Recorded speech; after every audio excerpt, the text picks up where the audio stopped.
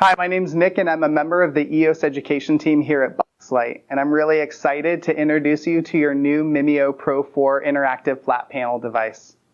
Today I'm going to share a few tips with you on how to get started in using your awesome new tool. To begin with, I want to talk about powering on and off your device. When you are facing the panel, and to the right in the bottom corner, you're going to notice a front-facing power button.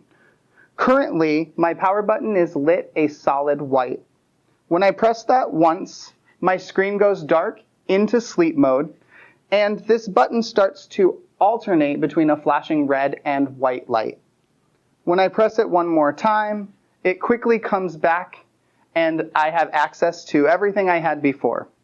Now, in order to fully power down my device, I have two options. One is to press and hold that power button until a pop-up menu appears asking me to confirm shutdown. The other way is to use a hard toggle switch, which is located on the bottom right portion of your panel, right around the back side next to the power cord. It's just like a light switch. And when you toggle that power off, it will be off entirely. So no matter how many times I press or hold this button, it's not going to change anything. In order to get power back to my panel device, I'm going to have to toggle that switch back on and then use that power button.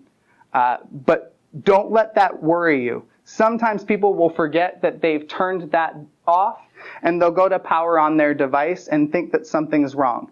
So before you stress yourself out over it, please double check that hard toggle button in the back to make sure that you haven't just turned it off there. Now, next to that, I'm going to stay in this area. You'll notice there's a number of different ports. Now, one of those ports, the very first one I'm noticing here, is a USB-C port. Now, that port isn't just great for sharing content from another device to your panel, but it's also powerful enough to charge that device while it's plugged in. So it's a really excellent resource for you. Next to that USB-C port, you're going to notice an HDMI and a couple of USB ports. Those will provide you all the opportunities that you need to hardwire connect to your panel. But just in case there's not enough of those ports, you'll notice around on the back right side that there are some additional ports back there for you. In addition to that, you do have an option that you can purchase what is called the PC module that can be plugged into the back portion of this device that will allow it to not only function as an Android device, but also to function much like your laptop or your PC. Now that's an optional add-on, but I want to mention that to you because it does exist, and for some it's a wonderful solution.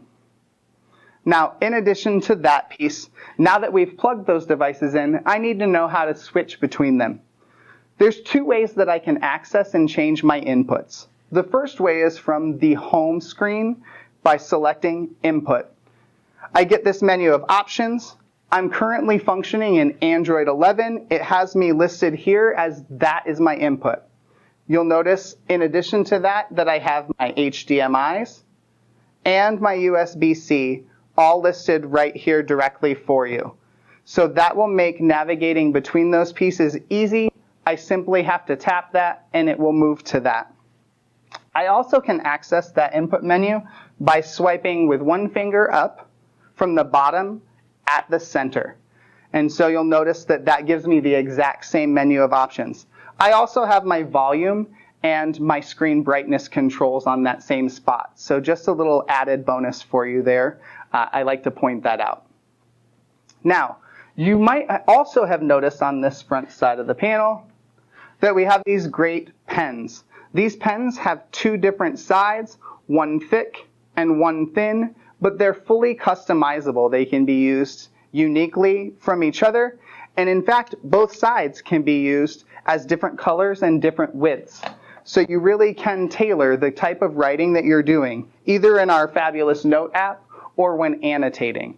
But our pens work really smoothly on this panel, and the color looks great. So I wanted to mention that. And then one more thing before I let you go. I want to talk a little bit with you about caring for your panel. Now, it's incredibly durable, and I mean that sincerely. But this bezel, as much as it provides a protection for the screen itself, it also houses a number of sensors. And these sensors are what allows your panel to really function at its optimum.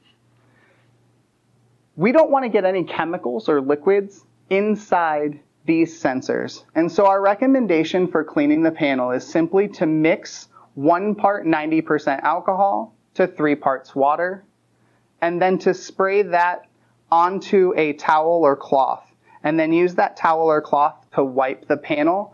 And that way we'll make sure that there's no excess moisture or additional chemicals that are being exposed to the panel. And this will keep it functioning well much longer for you.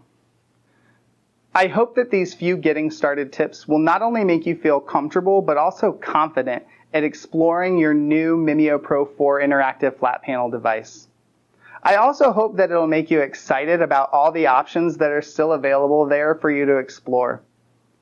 We've created a number of different video tutorials to introduce you to different features and aspects of your panel, so be on the lookout for those here.